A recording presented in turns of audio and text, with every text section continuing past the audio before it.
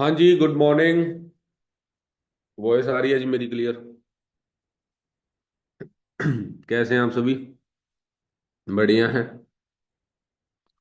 So ready हैं आज training के लिए? तो दोस्तों, मेरा नाम अमन है और मैं अपना हरियाणा से बिलोंग करता हूँ। आज से तकरीबन 3 साल पहले है ना, 13 मई को ही मेरी ज्वाइनिंग है, जब फॉरएवर की शुरुआत हुई थी। तो मैंने फॉरएवर को ज्वाइन किया था। उसके बाद ट्रेनिंग्स लगाई। ट्रेनिंग्स लगा के इस बिजनेस को समझा, अंडरस्टैंड किया, है ना। और जब स्टार्टिंग में आया था तो मेरे माइंड में भी बहुत सारे क्वेश्चन चल रहे थे। मैं कहा यार, बहुत अच्छी कंपनी है पर करना क्या है। बहुत अच्छे प्रोडक्ट्स हैं पर करना क्या है। बहुत अच्छा काम है, बहुत अच्छे लोग पैसा कमा रहे हैं, पर मेरे को क्या करना है। मेरा क्या रोल रहेगा। मेरे को पैसे कैसे आएंगे। क्लियर सी बात है ना जी। तो ये चीजें कहीं ना कहीं मेरे को परेशान कर रही थी। क्योंकि हर ट्रेनिंग में मेरे को कुछ बढ़िया सीखने को मिलता था, मैं इस बात से कोई डिसएग्री नहीं कर रहा हूँ। हर ट्रेनिंग में कुछ नया सीखने को मिलता था। पर ये नहीं पता चल पाता था करना क्या है। राइट ना। आज बहुत सारे लोगों के माइंड में ये चीज चल रही होगी कि सर बहुत बढ़िया कंपनी है, बहुत बढ़िया बिजनेस है ना, बहुत पुरानी कंपनी है, 160 देशों में चल रही है। पर मेरे को ये समझ नहीं आ रहा है कि मैं इसमें क्या काम करूं जिससे मेरे को भी पैसा आए। राइट। सो आज हम उसी चीज पे बात करेंगे कि भाई हमें क्या करना है, क्यों करना है, कैसे करना है, क्या क्या चीजें करनी है। क्लियर है ना जी। तो वो सारी चीजें आज हम यहाँ पे डिटेल में समझने वाले हैं। सो रेडी है सारे? देखो, एक चीज मैं बता देता हूँ, बहुत सारे लोगों की ना वीडियो ऑफ है, क्योंकि मॉर्निंग का टाइम है ना भाई। कई लोग लेट नहाते हैं। सबका अलग अलग हिसाब किताब है, ठीक है ना जी। तो इसलिए शायद कईयों की वीडियो ऑफ होगी।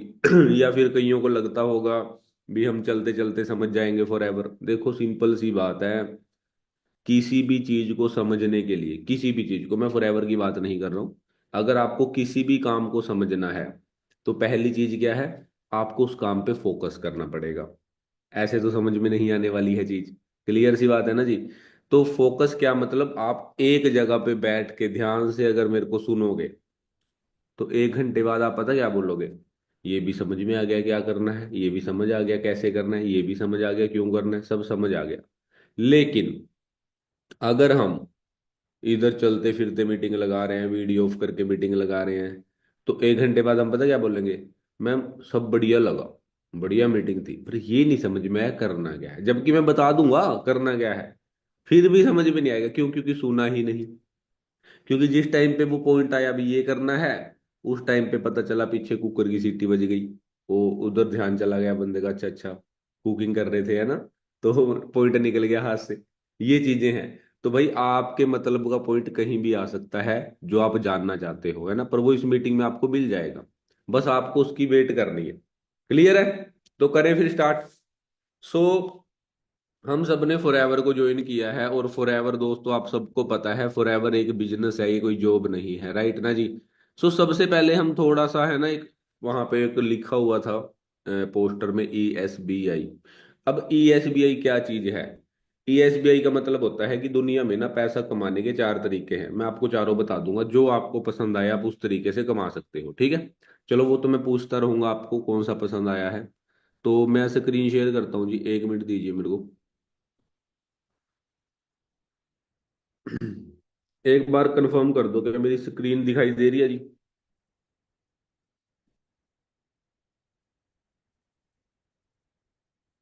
हाँ जी, स्क्रीन विजिबल है।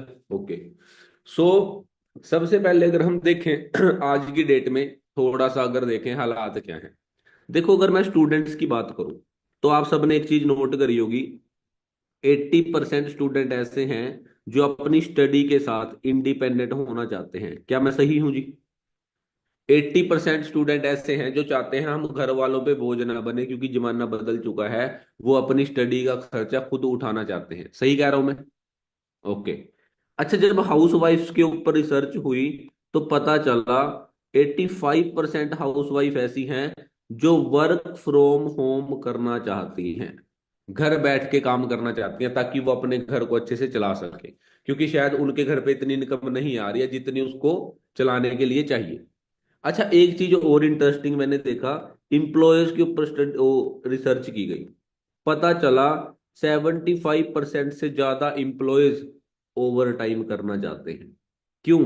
क्योंकि उनको उतनी सैलरी नहीं मिल रही है जितनी उनको चाहिए। मतलब ये सारे लोग हैं ना, जो जो इस मीटिंग में बैठे हैं, आप इन्हीं तीन कैटेगरी में आते हो, किसी ना किसी कैटेगरी में आते हो।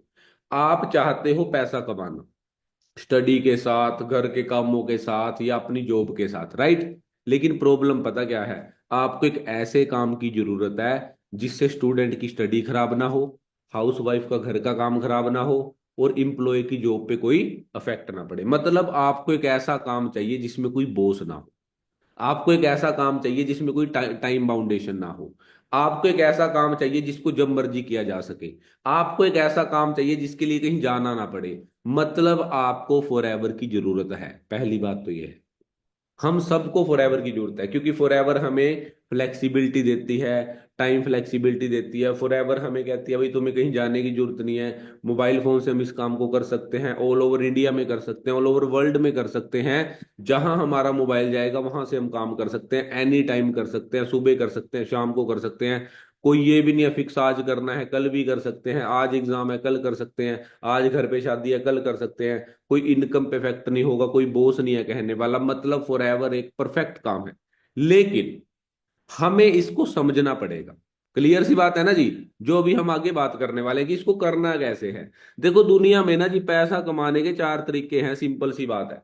पहला तरीका है इम्प्लॉय। इम्प्लॉय का मतलब होता है जो इंसान अपनी स्किल्स को किसी दूसरे के लिए इस्तेमाल करता है, उसको एम्प्लॉय बोलते हैं। दूसरा है सेल्फ एम्प्लॉय। सेल्फ एम्प्लॉय का मतलब होता है जो इंसान खुद का काम करता है, खुद की स्किल खुद के लिए इस्तेमाल करता है, उसको सेल्फ एम्प्लॉय बोलते हैं। तीसरा होता है बिजनेस। बिजनेस का मतलब होता है जो इंसान दूसरे लोगों से काम करवाता है, उसको बिजनेस बोलते हैं। और चौथा होता है इन्वेस्टर। इन्वेस्टर का मतलब होता है पैसे से पैसा कमाना।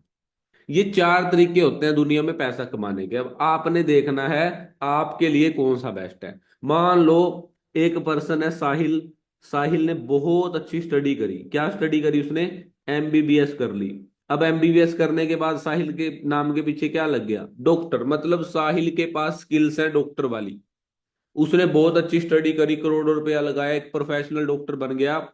और साहिल की जॉब लग गई एक हॉस्पिटल में जिसका नाम है एम्स हॉस्पिटल दिल्ली में। अब जॉब में सैलरी लगी 1 लाख रुपए महीना। साहिल ने कमाना शुरू कर दिया। लेकिन प्रॉब्लम पता क्या है? साहिल के पास टाइम नहीं है। जॉब में क्या प्रॉब्लम है? टाइम नहीं है। तो साहिल ने सोचा यार क्यों ना कुछ ऐसा किया जाए जिससे मेरे पास टाइम भी हो। खाली पैसा जरूरी नहीं है जिंदगी में। हम ऐसे पैसे का क्या करेंगे अगर हम अपने परिवार को समय ही नहीं दे पा रहे हैं? तो साहिल ने डिसीजन लिया कि वो एम्प्लॉय से सेल्फ एम्प्लॉय बनेगा। अब साहिल अपने शहर में आ गया और साहिल ने अपना क्लिनिक खोल लिया, जॉब छोड़ दी। अब क्लिनिक में एक दिन में 50 पेशेंट को देखना शुरू कर दिया। और एक पेशेंट से 300 रुपये चार्ज करना शुरू कर दिया। तो एक दिन की कमाई 15,000 रुपये होने लग गई। और एक महीने की कमाई साहिल की हो गई 4,50,000 रुपये। मतलब जो इनकम पहले 1 लाख रुपए थी, अब वो 1 लाख से बढ़ के 4.5 लाख तक पहुंच गई। क्यों? क्योंकि उसने काम नहीं बदला, काम करने का तरीका बदला। लेकिन प्रॉब्लम यहां भी वही है, टाइम नहीं है। क्योंकि अगर साहिल क्लिनिक पे नहीं बैठेगा तो भाई साहिल को पैसा नहीं आएगा। सिंपल सी बात है। तो साहिल ने फिर तीसरा तरीका अपनाया कि भाई क्यों ना मैं एक बिजनेस करूं। तो सेल्फ एम्प्लॉय से वो किधर चला गया? बिजनेस की तरफ। अब बिजनेस तो अकेला इंसान कर नहीं सकता है, क्योंकि बिजनेस करने के लिए चाहिए टीम, बिजनेस करने के लिए चाहिए लोग। तो उसने एक हॉस्पिटल अपने शहर में क्या कर लिया? ओपन कर दिया। अब हॉस्पिटल में उसने एक स्टाफ रखा, मान लो 30 डॉक्टर्स का। अब 30 डॉक्टर्स का उसने क्या रख लिया? स्टाफ रख लिया। एक डॉक्टर एक दिन में 50 पेशेंट का इलाज कर रहा है। तो टोटल कितने पेशेंट का इलाज हो रहा है? 1,500 पेशेंट। अगर एक पेशेंट से 300 रुपये लिए जा रहे हैं, तो एक दिन की कमाई हॉस्पिटल की कितनी हो गई? 4,50,000। और अगर इसको महीने में मल्टीप्लाई करते हो तो ये बनता है 1,35,00,000 रुपए। किसने कमा लिए जी? साहिल ने। और हैरानी वाली बात पता क्या है, साहिल ने तो कुछ किया ही नहीं, सारा काम किया साहिल की टीम ने। मतलब यहां उसके पास पैसा भी है प्लस टाइम भी है। अब पूछो साहिल कहाँ है? साहिल घूम रहा है पेरिस में, पेरिस घूम रहा है वो तो अपनी टीम के भरोसे, क्योंकि सारा काम कैसे चल रहा है, टीम के साथ चल रहा है। अब ये हो गया बिजनेस, इसको बिजनेस बोलते हैं। मतलब इंसान को खुद कुछ करना है ना आए, वो दूसरों से करवा लेता है पैसे देके, उसको बिजनेस बोला जाता है। अगर साहिल यहाँ पे 30 डॉक्टर को सैलरी देता है 30 लाख रुपए, और 50 लाख खर्चा करता है अपने हॉस्पिटल चलाने पे, तब भी उसको 55 लाख रुपए प्रॉफिट बच जाएगा।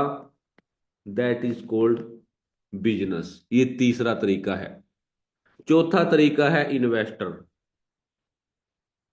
इसको नहीं समझेंगे हम। अब आप बोलोगे ऐसा क्यों? क्योंकि इसको समझने के लिए ना अकाउंट में 50 करोड़ रुपया चाहिए, तभी तो फायदा है, समझ के। नहीं तो क्या फायदा 5 मिनट खराब करके। क्या हमारे अकाउंट में 50 करोड़ है? मेरे तो नहीं है। तो भाई इसको रहने दो। अब आपके पास तीन रास्ते हैं। अब मेरे को ये बताओ, आपको कौन सा रास्ता सही लग रहा है जिंदगी में आगे बढ़ने के लिए? पहला, किसी दूसरे के लिए नौकरी करना। दूसरा, खुद के लिए नौकरी करना।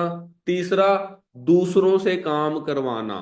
क्या चीज आपको लगी भी हाँ यार ये रास्ता सही रहेगा मेरे लिए जिंदगी में पैसा कमाने का? चैट बॉक्स में रिप्लाई करेंगे सभी, चैट बॉक्स में। हाँ जी, कौन सा रास्ता सही है? जल्दी जल्दी ना सभी पर्सन चैट बॉक्स में। बहुत बढ़िया जी, बहुत बढ़िया। अब बहुत सारे लोगों ने, बहुत सारे क्या, सभी लोगों ने एक सेम रिप्लाई किया है, business business business business business. तो दोस्तों कॉन्ग्रेचुलेशंस, आप बहुत ज्यादा लकी हैं, आपकी लाइफ में बिजनेस आ चुका है। अब समझते हैं कैसे। अब देखो, बिजनेस करने के लिए सबसे पहला पॉइंट, ध्यान से समझना मेरी बात। बिजनेस करने के लिए जो सबसे पहली चीज है ना, वो है आइडिया। हमारे पास एक आइडिया होना चाहिए। जैसे मेरे पास एक आइडिया है, हर बंदे के पास कुछ ना कुछ आइडिया है। मैंने एक किताब में पढ़ा था, कह रहे सबसे ज्यादा आइडियाज कहाँ हैं? तो उसमें लिखा गया कब्रिस्तान में, शमशान घाट में। कह रहे वो कैसे? कह रहे आइडिया तो हर इंसान के दिमाग में होता है, पर वो कभी उस पर काम ही नहीं कर पाता, तो वो उसके साथ चला जाता है। तो सबसे ज्यादा आइडियाज कहाँ है? कब्रिस्तान में। तो मेरे पास भी एक आइडिया कि मैं लेज की कंपनी बनाना चाहता हूं। अब मैंने लेज की कंपनी बनाने के लिए सबसे पहले मेरे को वहां पे जमीन खरीदनी पड़ेगी।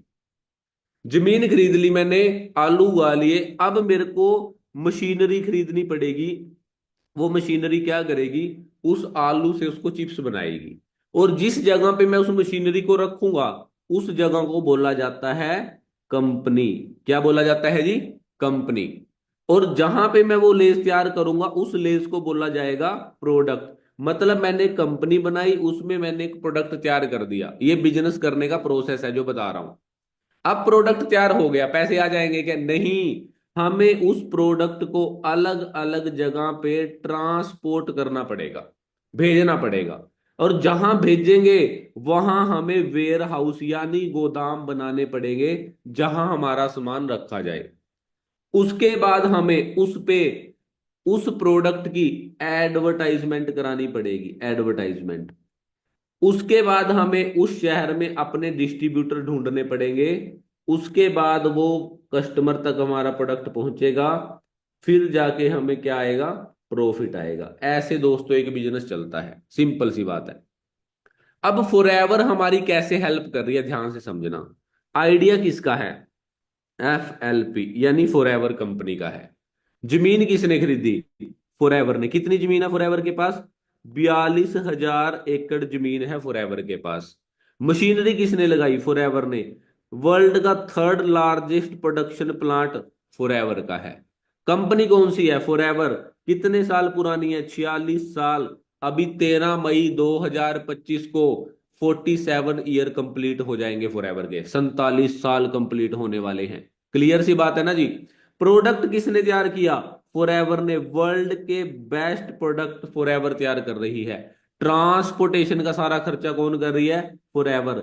6,000 से प्लस शिप और कंटेनर हैं फॉरएवर के, 6,000 से प्लस।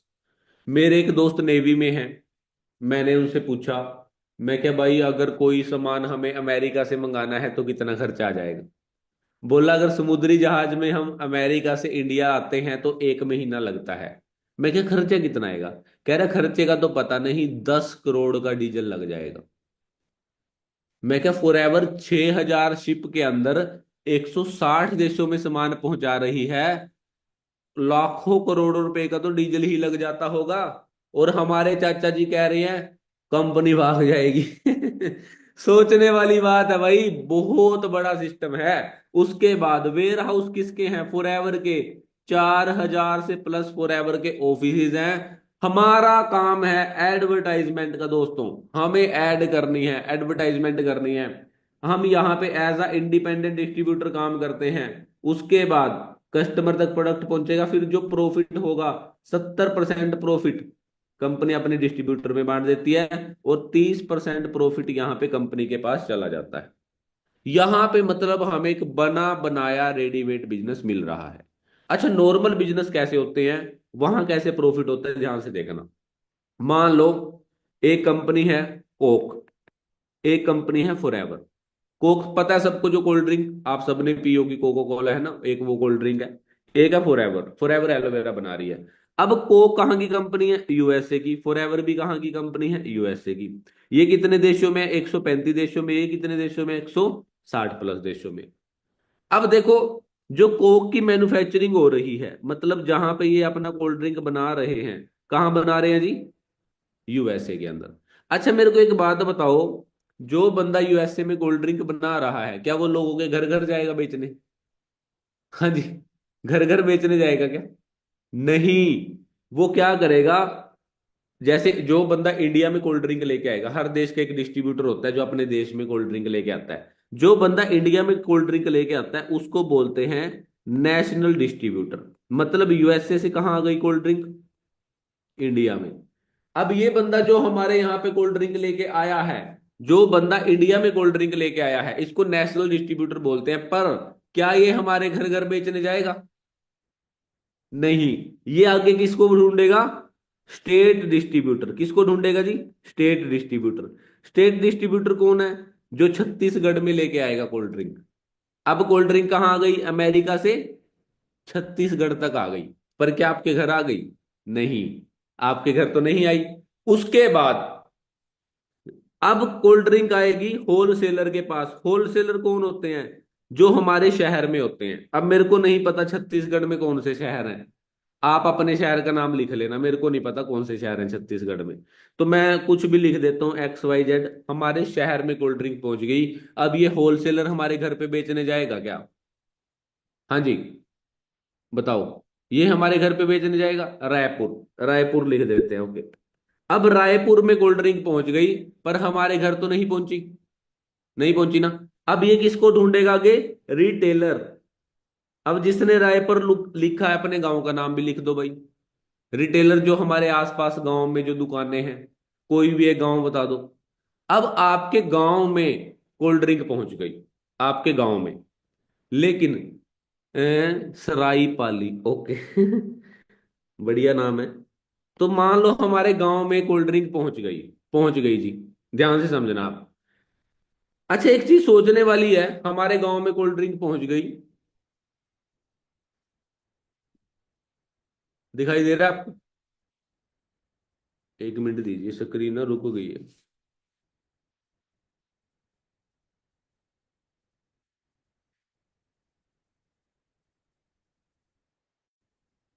एक minute just.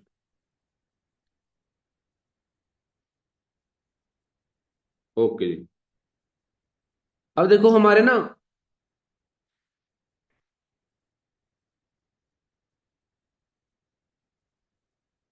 Okay okay, thank you thank you. तो क्या हुआ जी, थोड़ा सा नेटवर्क इश्यू हो गया था। अब हमारे गांव तक कोल्ड ड्रिंक पहुंच चुकी है, यहाँ पे। अब एक चीज बताओ, हमें सपना आएगा क्या भी हमारे दुकान, गांव में एक दुकान है, उस पे कोई ब्लैक ब्लैक चीज रखी है? हमें सपना आएगा? नहीं। हम क्या करेंगे? हम सुबह उठ के टीवी चलाएंगे, और टीवी पे हम देखेंगे एडवर्टाइजमेंट। क्या देखेंगे जी? एडवर्टाइजमेंट किसकी? ऋतिक रोशन जी।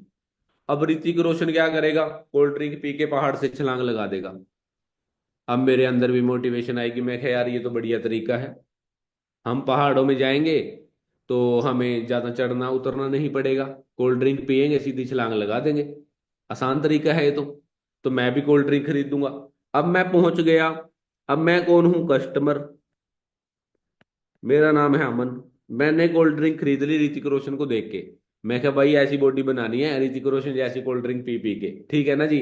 तो मैं मोटिवेट हो गया नकली फेक एडवर्टाइजमेंट देख के, और मैंने वहां पे 100 रुपए की कोल्ड ड्रिंक खरीद ली। कितने रुपए की, 100 रुपए की, 100 रुपीज दे के मैंने कोल्ड ड्रिंक खरीद ली।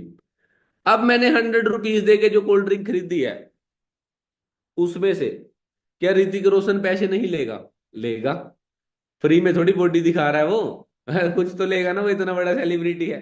मान लो उसने एक कोल्ड ड्रिंक में 30 रुपीज कमीशन लिया, एक कोल्ड ड्रिंक में, मतलब करोड़ों रुपए लिए उसने, 30 रुपीज कमीशन लिया एक कोल्ड ड्रिंक में। अच्छा, ये जो रिटेलर है जिसने 5 लाख रुपए लगा रखे हैं किराना स्टोर की दुकान पे, ये भी तो पैसे कमाने के लिए बैठा है, ये भी तो पैसे कमाएगा कोल्ड ड्रिंक में, तो 10 रुपए इसने कमा लिए।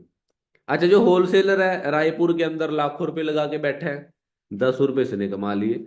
और जो छत्तीसगढ़ का डिस्ट्रीब्यूटर है, 1 मिनट दीजिए जी मेरे को,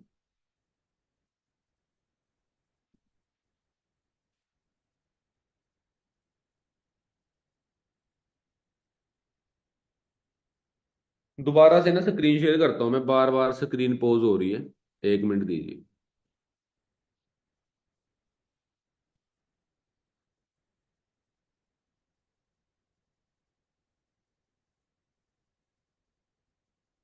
मीटिंग का मजा खराब हो रहा है सो क्लियर है जी। तो अब जो बंदा छत्तीसगढ़ में बैठा है, जो करोड़ों रुपए लगा के बैठा है, 10 रुपए वो भी कमाएगा।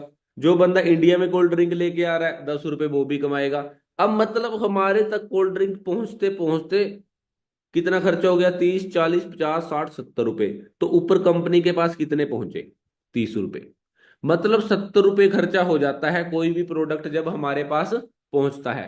फॉरएवर ने क्या किया, फॉरएवर में सबसे ऊपर कौन है जी, मैन्युफैक्चरिंग, मैन्युफैक्चरिंग यूनिट है, कहाँ पे है हमारी, यूएसए एरिजोना के अंदर।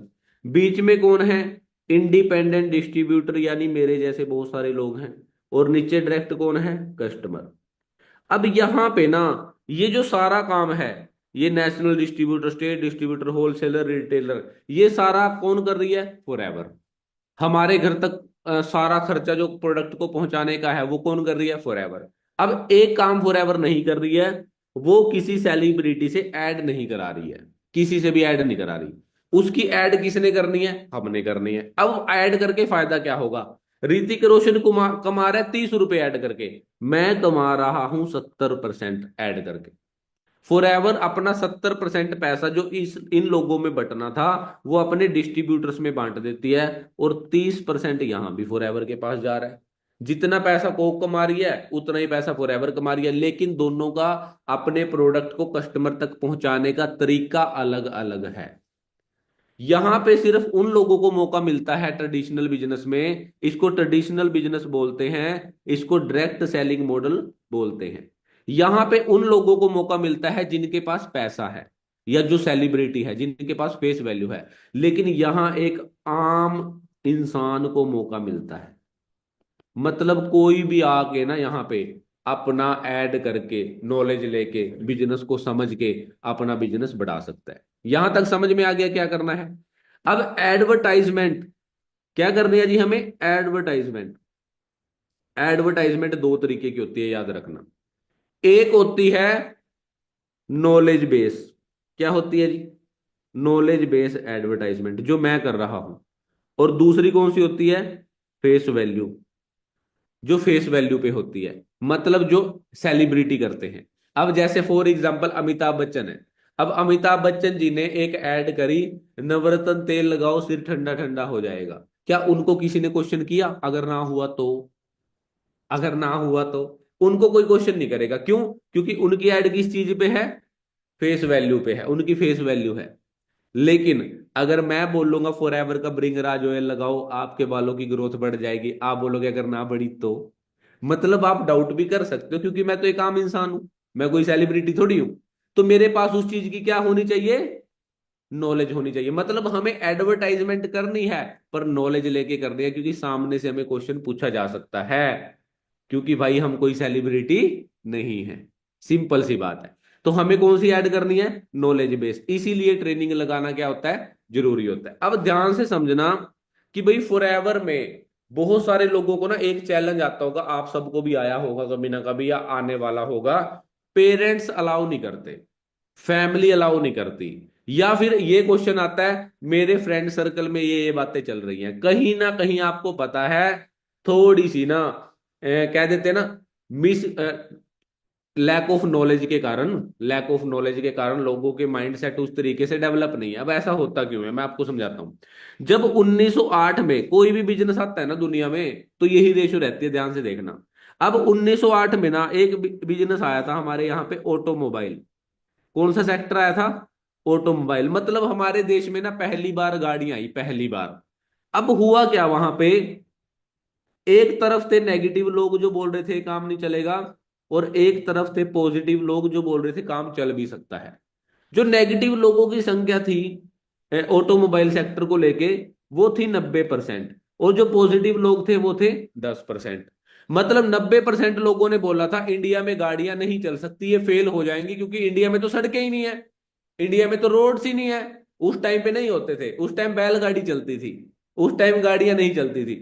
लेकिन 10% लोगों ने बोला भी चल भी सकती हैं। आज 90% लोग गाड़ियों के क्या बन चुके हैं? यूजर। 10% लोग इसका क्या कर रहे हैं? बिजनेस कर रहे हैं। मेरा क्वेश्चन ये है, हम किस में आते हैं? हम किस में आते हैं? Users, right. उसके बाद 1935 आया, कौन सी इंडस्ट्री आई? Plastic industry. अब प्लास्टिक इंडस्ट्री हमारे देश में आई, सेम 90% लोगों ने नेगेटिव बोला कि भाई प्लास्टिक बहुत नरम होती है, इसके इतने नुकसान है, ये है फलाना है, ये यूज नहीं करेंगे, हम तो लकड़ी यूज करते हैं, हमारे घर तो चांदी के बर्तन है, तांबे के बर्तन है, बहुत कुछ है। 10% लोगों ने बोला चल भी सकता है काम, चल भी सकता है। आज 90% लोग प्लास्टिक के क्या बन चुके हैं? यूजर बन चुके हैं, और 10% लोग प्लास्टिक का क्या कर रहे हैं? बिजनेस कर रहे हैं। मेरा क्वेश्चन आपसे है, आप किस में आते हो? किस में आते हो आप? उसके बाद 1960 आया दोस्तों, कौन सी इंडस्ट्री आई? Water industry. बिस्लेरी, एक्वाफिना, पहली बार बोतल में पानी पैक किया गया। 90% लोगों ने बोला इंडिया में पानी नहीं बिकेगा, 10% ने बोला बिक भी सकता है, कह रहे पानी थोड़ी बिकेगा। आज 90% लोग पानी के क्या बन चुके हैं? यूजर। और 10% लोग पानी का क्या कर रहे हैं? बिजनेस। मेरा क्वेश्चन आपसे है, आप किस में आते हो? यूजर में, क्योंकि हमारी फैमिली क्या थी? नेगेटिव, कि ये काम नहीं चलेगा। उसके बाद 1980 आया, कौन सा सेक्टर आया? IT sector. आईटी सेक्टर आया दोस्तों। 90% लोगों ने बोला मोबाइल नहीं खरीदेंगे तो अमीर लोगों के चोचले हैं, ये काम इंडिया में नहीं चलेंगे, और लैपटॉप नहीं कोई खरीदेगा, यहाँ पे इतने पढ़े लिखे लोग नहीं है। 10% लोगों ने बोला चल भी सकता है। आज 90% लोग मोबाइल के क्या बन चुके हैं? यूजर। 10% लोग उसका क्या कर रहे हैं? बिजनेस। मेरा सवाल आपसे है, आप किस में आते हो? जितना मोबाइल एक गरीब इंसान चलाता है, अमीर नहीं चलाता।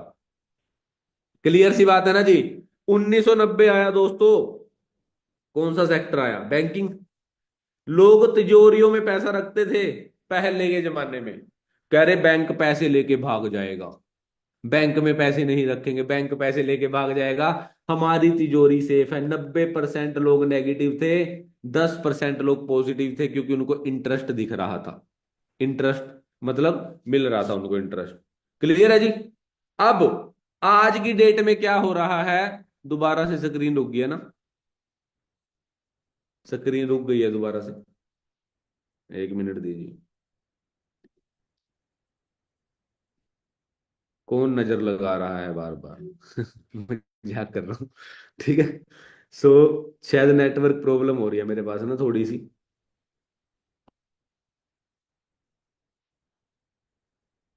1 मिनट।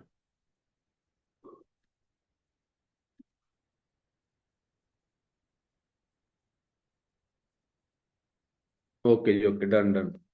तो 90% लोगों ने बोला, कह रहा नहीं नहीं पैसे लेके भाग जाएगा बैंक, फलाना ढमकाना है ना। आज 90% लोग क्या बन चुके हैं? यूजर। और 10% लोग बैंकों से क्या कमा रहे हैं? प्रॉफिट। जिनके बैंक है खुद के। क्लियर है जी। उसके बाद यहां भी बात खत्म नहीं हुई। 2000 सन आ गया दोस्तों। रियल एस्टेट का टाइम आया। Real estate. रियल इस्टेट में 90% लोग नेगेटिव थे, 10% लोग पॉजिटिव थे। ध्यान से सुनना कैसे। आपके आसपास ना, जहां पे आज कॉलोनियां बन चुकी हैं, जहां पे सोसाइटीज बन चुकी हैं, वहां ना पहले जो जमीनें थी वो हजारों रुपए में मिल जाती। हजारों रुपए में। जब आपने अपने बुजुर्गों से एक बात सुनी होगी, कह रहे ये जमीन ना हमारी थी, हमारे दादाजी ने इनको दे दी क्योंकि इनके पास रहने के लिए घर नहीं था, कि तुम अपना घर बना लो। सुनिए, ऐसी कहावतें बहुत होती हैं, ऐसे केसेस। और आज उस जगह की कीमत है 50 लाख। तो दादाजी की बहुत याद आती है। क्लियर है ना जी। 50 लाख रुपए। अब देखो, 90% लोगों ने बोला कौन खरीदेगा जंगलों में जमीनें। 10% ने बोला भाई खरीद भी सकते हैं आने वाले टाइम में, क्योंकि जगह की शॉर्टेज हो जाएगी। आज ये 90% लोग पता क्या कर रहे हैं? बैंकों में खड़े हैं अपने डॉक्यूमेंट लेके। हमें लोन दिलवा दो, हमें 100 गज का प्लॉट लेना है। कहाँ पे? जहां वही जगह, मतलब वो पूरी की पूरी बहुत एकड़, कई एकड़ जगह हमें हजारों रुपए की मिल रही थी। आज हम लोन लेके उसको खरीदने के लिए खड़े हैं, क्योंकि हमें सही समय पे डिसीजन लेना नहीं आता है। क्योंकि उस टाइम हमें लग रहा था सभी तो नेगेटिव बोल रहे हैं, अगर ये काम ना चला तो, अगर ऐसा ना हुआ तो। क्लियर सी बात है ना जी। तो भाई सिंपल सी चीज है। कोई भी काम दुनिया में आया है, कोई भी काम आया है, लोगों ने उसको पहले नेगेटिव ही बोला है। 2010 में एक इंडस्ट्री आई थी जिसको बोलते हैं हेल्थ एंड वेलनेस। लोगों ने बोला आने वाले टाइम में ना हेल्थ का काम बढ़ेगा। 90% ने बोला नहीं बढ़ेगा। 10% ने बोला बढ़ भी सकता है। अब ध्यान से सुनना। 2020 में कोविड आ गया। 90% लोगों ने सैनिटाइजर यूज किया या नहीं किया? सैनिटाइजर कोई दवाई थोड़ी है। वेलनेस का प्रोडक्ट है। वेलनेस का। हमने अपने आप को सुरक्षित रखने के लिए सैनिटाइज किया। हमने इम्यूनिटी बूस्टर गोलियां खाई। हमने विटामिन सी की गोलियां खाई। ये सब न्यूट्रिशंस हैं। मतलब दोस्तों आज की डेट में ना 70% लोग घूमने जाते हैं, बाहर जॉगिंग करते हैं। बहुत सारे लोग जिम कर रहे हैं, कहीं सैलून जा रहा है, कोई कुछ कर रहा है। मतलब लोग अपने ऊपर पैसा खर्च कर रहे हैं। लेकिन आज भी 90% लोग पता क्या बोल रहे हैं? ये काम नहीं चलेंगे। क्यों? क्योंकि ये शुरू से चलता आ रहा है। लेकिन 10% लोग फॉर एवर कर रहे हैं, वो कह रहे हैं हेल्थ का काम चलेगा, वो बिजनेस कर रहे हैं मेरे जैसे लोग। उसके बाद आ गया 2020। कौन सा? कौन सी इंडस्ट्री आई दोस्तों? सारा काम डिजिटल हो गया, सब काम ऑनलाइन हो गए, सारे काम ऑनलाइन हो गए। 90% लोग आज बोल रहे हैं ऑनलाइन काम नहीं चलेंगे। 10% बोल रहे हैं चल भी सकते हैं। आपको किस में आना है? चैट में बताओ। हाँ जी। किस में आना है? 90% में आना है या 10% में आना है? एक बात याद रखना, 90% और 10% हमेशा चलता रहेगा, हमेशा। हमेशा चलता रहेगा। अब अगर आप 10% में आओगे, अब मेरे सवाल का जवाब देना। अगर आप 10% में आना चाहते हो, आप बिजनेस करना चाहते हो, क्या 90% लोग आपको नेगेटिव नहीं बोलेंगे? क्या वो आपको डिमोटिवेट नहीं करेंगे? क्या वो आपको ये नहीं बोलेंगे पानी नहीं बिकेगा? क्या आपको वो ये नहीं बोलेंगे फोन नहीं चलेंगे? क्या आपको वो ये नहीं बोलेंगे गाड़ियां नहीं बिकेंगी? क्या आपको वो ये नहीं बोलेंगे ऑनलाइन फ्रॉड होता है, ये काम नहीं चलते, नौकरी की तैयारी करो? बोलेंगे भाई, क्योंकि ये तो लोग बोलते आ रहे हैं। आपको भी बोलेंगे। लेकिन समझदारी किस में है? जो बोल रहे हैं उस पे ध्यान नहीं देना, जो कर रहे हैं उस पे ध्यान देना है। कि वो कितना कमा रहे हैं। विवेक सर कितना कमा रहे हैं, वीरेंद्र सर कितना कमा रहे हैं, कितना कमा चुके हैं। ये चीजें बिजनेस में देखने वाली होती हैं। लेकिन हम क्या करते हैं? नहीं नहीं, मेरे चाचा जी ने दुनिया देखी है। मैं क्या, पासपोर्ट दिखाओ। पासपोर्ट कहाँ है?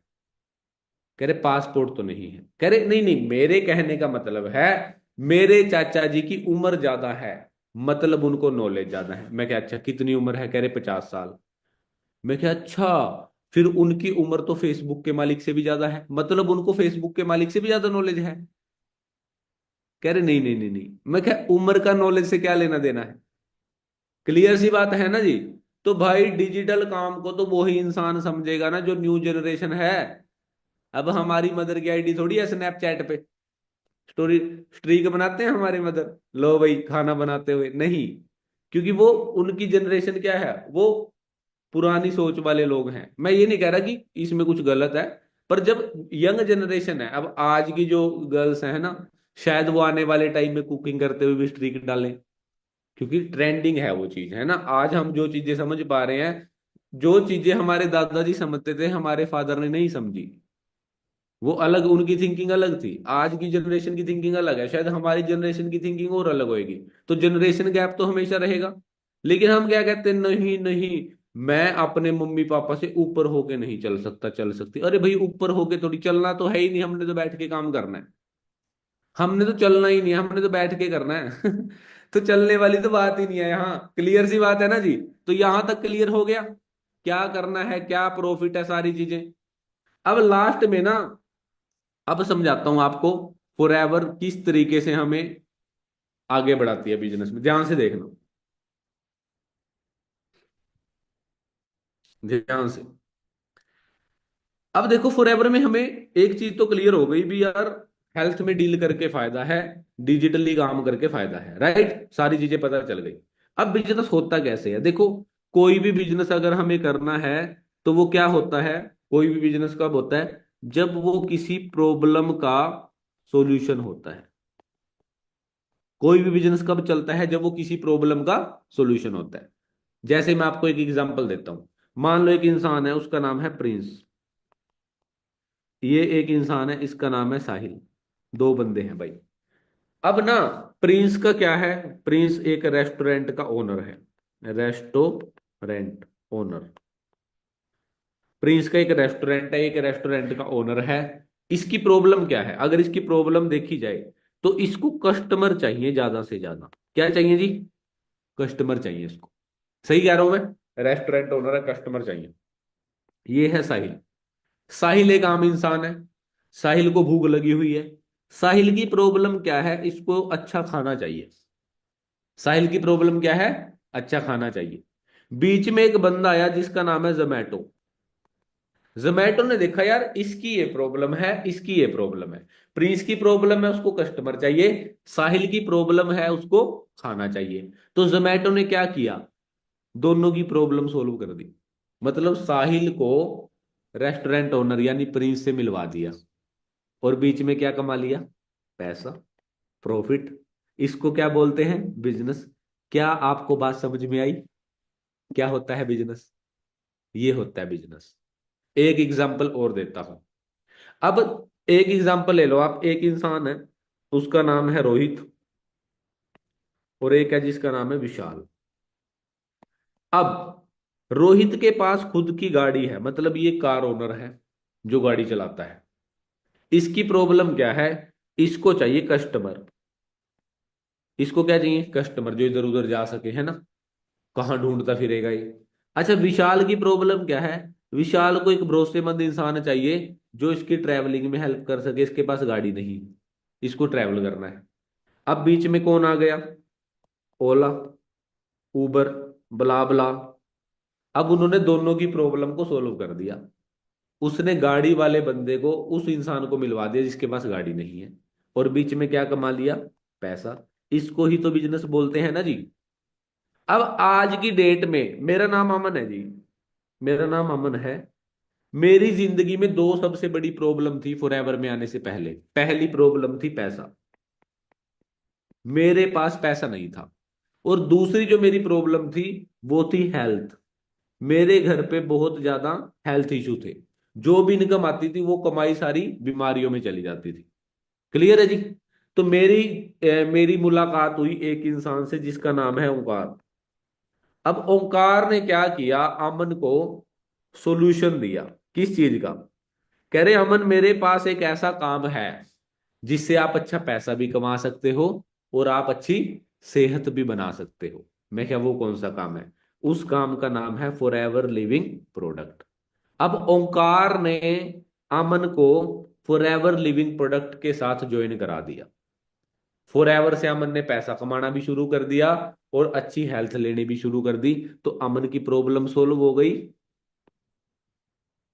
तो इसी को तो बिजनेस बोलते हैं ना। सिंपल सी चीज है यार। हम कह रहे हैं बंदे जोड़ने का काम है। अरे नहीं यार, यही बिजनेस होता है। समझो आप चीजों को। क्लियर है जी? यहां तक की ट्रेनिंग कैसी रही? यहां तक की ट्रेनिंग जबरदस्त, बढ़िया, समझ आ गया सब कुछ। अब मैं आपको शॉर्ट में बताता हूं कि मैंने इस बिजनेस को किस तरीके से स्टार्ट किया था। ध्यान से देखना। मैंने कैसे स्टार्ट किया, मेरे को क्या क्या चैलेंज आए, मेरे को किस किस ने नेगेटिव किया, है ना। ये तो चलो चलती रहेंगी छोटी मोटी चीजें। तो सबसे पहले दोस्तों एक बात बताऊं आपको मैं। एक मिनट दीजिए मेरे को, स्क्रीन दिखाई दे रही है ना? सबसे पहले हम लकी हैं क्योंकि हम टीम फायर का पार्ट हैं, जिसमें हमारे सीनियर हमें 9 बजे उठ के भी मीटिंग दे देते हैं सुबह, जब हमसे उठा भी नहीं जा रहा होता। क्लियर सी बात है ना जी? तो वेलकम है दोस्तों आपका टीम फायर 64 के अंदर, जो एक ऐसा ग्रुप है। ग्रुप तो बहुत सारे होंगे, मेरे को नहीं पता, पर मेरे को इतना पता है, जितने डाउन टू डाउन में जाके टीम फायर सपोर्ट करते हैं ना भाई, कोई नहीं करता है। जितनी डेप्थ में टीम फायर में मैनेजर हैं, जितने ज्यादा मैनेजर, जितने सॉलिड मैनेजर, लीडरशिप जो है वो टीम फायर में है, वो कहीं नहीं है। क्लियर सी बात है जी? तो जब मैंने स्टार्ट किया, मेरे मन में भी कंफ्यूजन थी, और कंफ्यूजन तो होएगी ना। जब नॉलेज नहीं होती है तो कंफ्यूजन ही होती है। जब किसी चीज की नॉलेज नहीं होती, जब मैंने इसकी स्टडी नहीं की, इसकी नॉलेज नहीं ली, तो कंफ्यूजन होना आम बात है। इससे पहले मैंने दोस्तों स्टडी करी है। मैंने अपना पीटी करी है। फॉरेन जाने के लिए ना एक एग्जाम देते हैं पीटी का। मतलब मैं, अगर मेरे को अब्रॉड में स्टडी करनी है, ऑस्ट्रेलिया में मैंने स्टडी करनी थी, ऑस्ट्रेलिया में सेटल होना था मैंने, तो मैंने एक एग्जाम उसके लिए क्लियर करना पड़ता है, जिसको आईलेट्स पीटी बोलते हैं। तो उसमें हमारा स्कोर आता है। तो मेरा स्कोर आया था 7 बैंड। मतलब ये लगा लो, 9 में से आता है स्कोर, है ना, 9 में से 7। बहुत अच्छा स्कोर माना जाता है। उसके बाद जिनके मतलब 4 5 भी आ जाते हैं ना, वो भी आज मेरे दोस्त अच्छे सेटल हो चुके हैं ऑस्ट्रेलिया कनाडा जैसी कंट्रीज में। मेरे कितने थे? 7। कोविड के टाइम पे ये आप एप्लीकेशन देख रहे हो मेरे वीजे की, 5/6/2019 को ये एप्लीकेशन दी गई वीजा के लिए, है ना, अप्लाई किया गया। और 2020 में स्टार्टिंग में ही मेरा वीजा आ गया था। मतलब ये लगा लो जनवरी में मेरी फ्लाइट थी, लेकिन मेरे घर पे कुछ मिस हैपनिंग हो गई, जिसकी वजह से मैंने अपनी फ्लाइट डिले करा दी अप्रैल में। लेकिन दोस्तों हुआ क्या, मार्च में लॉकडाउन लग गया। लॉकडाउन लगा तो जो मैंने फीस वगैरह भरी हुई थी, है ना, वो मेरा सारा नुकसान हो गया उस चीज से। मतलब ये लगा लो, मैं 2 साल तक डिप्रेशन में रहा कोविड की वजह से, क्योंकि मेरा सपना टूट गया। 20 25 लाख रुपए जो खर्चा किया था, वो कर्जा चढ़ गया सिर पे। मैं फौरन जा नहीं पाया। उसके बाद मेरे पास एक ही रास्ता बचा था, भी भाई, या तो सुसाइड कर लूं या कुछ काम कर लूं। तो मैंने सोचा यार, सुसाइड करके तो चलो कोई फायदा है नहीं, है ना यार। जिंदगी बहुत बड़ी है, इतनी जल्दी हार नहीं माननी चाहिए हमें, है ना। तो एक बात याद रखना, जिसकी लाइफ में जितनी ज्यादा मुश्किलें आएंगी, वो इंसान उतना ही ज्यादा निखरता जाएगा, अपनी लाइफ में आगे बढ़ता जाएगा। बड़ी अचीवमेंट बड़ी प्रॉब्लम के साथ आती है, याद रखना। बड़ी अचीवमेंट, बड़ी सक्सेस बड़ी प्रॉब्लम को साथ लेके आती है। तो अगर बड़ी सक्सेस चाहिए तो बड़ी प्रॉब्लम को झेलने के लिए भी तैयार रहो। क्योंकि जब एक कोयला एक डायमंड बनता है तो बहुत ज्यादा प्रेशर झेलना पड़ता है उसको, तब जाके वो डायमंड बनता है। तो मैंने फॉरएवर मेरी लाइफ में इंट्रोड्यूस कराई गई ओंकार सर के द्वारा। मैंने पहले भी फॉरएवर के बारे में सुना हुआ था, बट मैं बहुत ज्यादा नेगेटिव इंसान था। मैं इतना नेगेटिव था कि ओंकार सर मेरे नोन में हैं, और उन्होंने मेरा लिस्ट में नाम भी नहीं लिखा था कि ये नहीं करेगा। मतलब मैं ये कहना चाहता हूं, कभी भी किसी को प्री जज मत करो।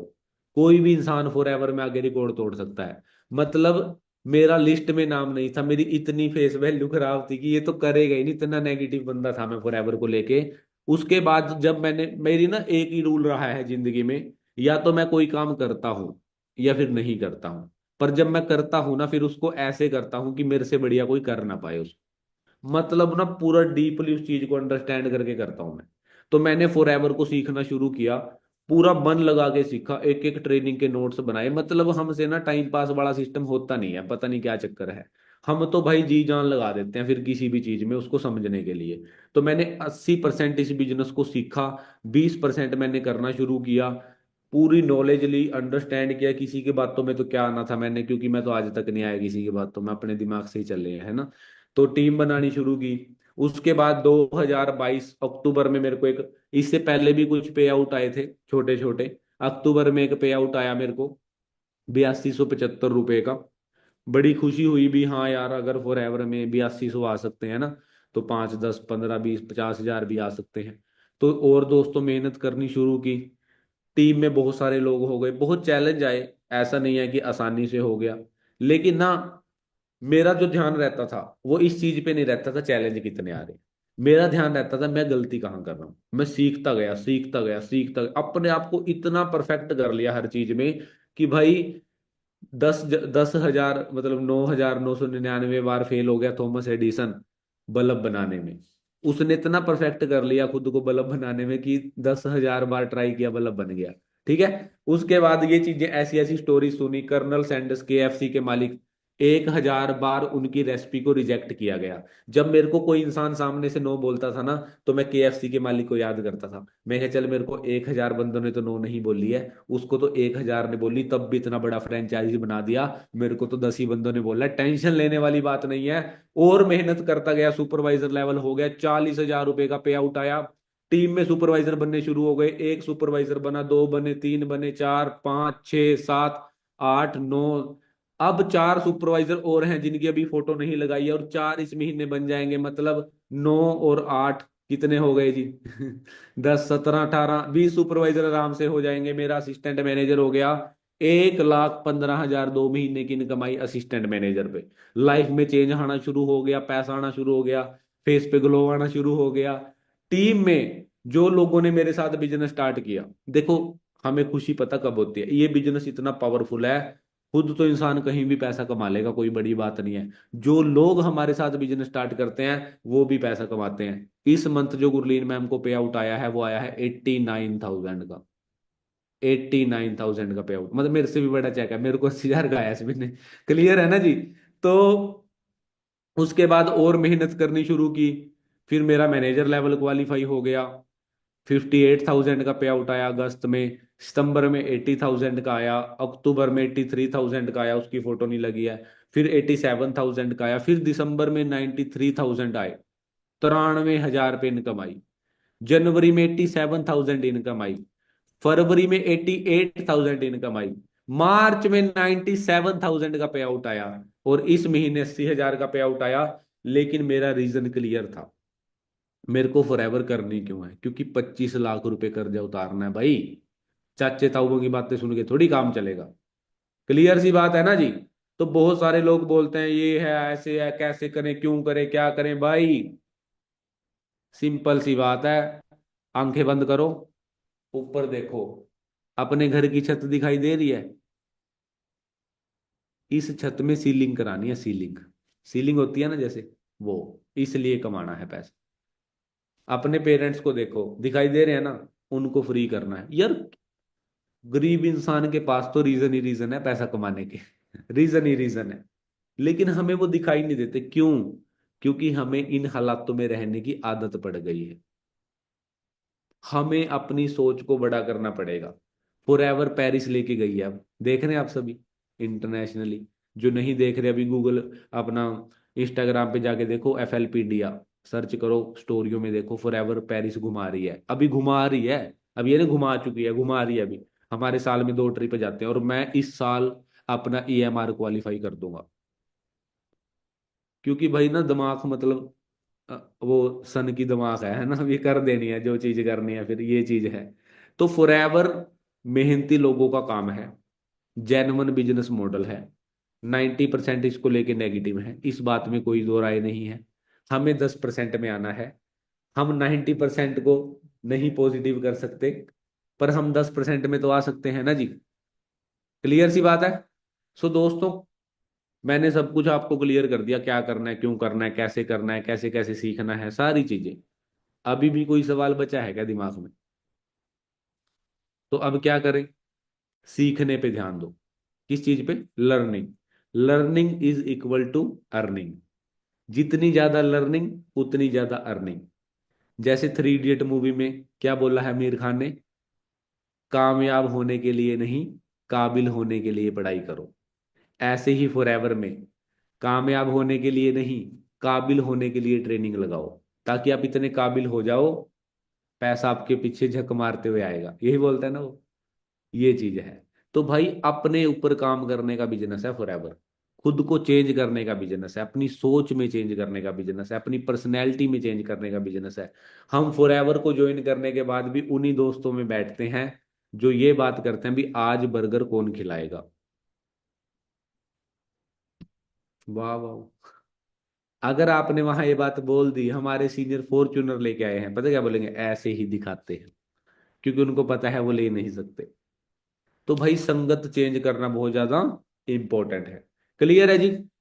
सो आई होप दोस्तों आज की ट्रेनिंग आपको बहुत कुछ क्लियर हुआ होगा, है ना? और ऑलरेडी 1 घंटा हो चुका है, और कॉलेज में भी 1 घंटे की क्लास होती है, क्योंकि उसके बाद तो दिमाग सो जाता है हमारा, है ना? ये चीज है। 1 घंटे तक हम अच्छे से चीजों को समझ पाते हैं, उसके बाद हमारा दिमाग सो जाता है। ठीक है? तो मेहनत करें, तकड़े होके फॉरएवर को स्टार्ट करें। दुनिया का नंबर 1 बिजनेस है फॉरएवर लिविंग प्रोडक्ट। हमारे घर पे फरारी गाड़ी खड़ी है, अगर हमें चलानी नहीं आती तो गलती हमारी है, फरारी की नहीं है। हमारे पास दुनिया का बेस्ट बिजनेस आ चुका है, बस हमने क्या करना है, इसको करना सीखना है यार। बिजनेस में बस सीखना है हमने, हम इसको कैसे कर सकते हैं। क्लियर सी बात है जी? तो wish you all the very very best. बाकी नेक्स्ट ट्रेनिंग में मिलेंगे दोस्तों।